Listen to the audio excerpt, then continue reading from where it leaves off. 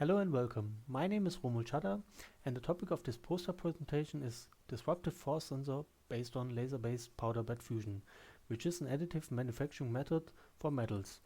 Let me start with a small motivation why additive manufactured sensors are required.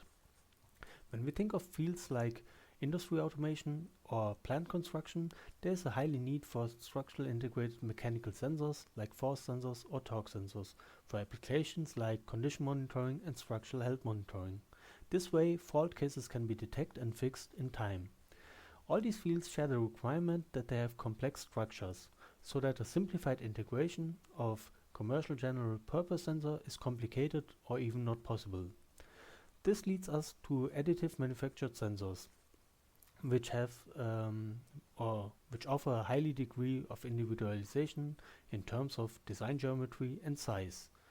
In this work, we have investigated additive manufactured force sensors based on a disruptive approach. We printed a base body, interrupt the process to integrate a steel plate, and continue the process to get a material connection from the printed part to the steel plate. This steel plate serves later as a measuring element carrier. As additive manufacturing method, we use laser-based powder bed fusion because it offers application-optimized designing and functional integration. The key point is the strain transmission from the printed part to the steel plate. That's why we investigated 3 different exposure areas.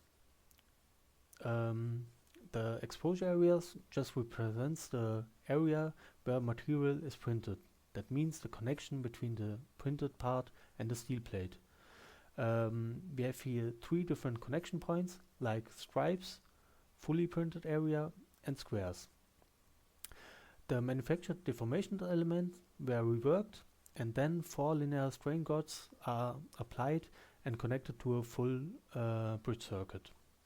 These sensors were investigated and characterized using a universal testing machine. With that machine, we load these sensors with a maximum load of 50 Newton in steps of 3 Newton. The results we can see here is the linearity error and the hysteresis error. The results show us 2 major points.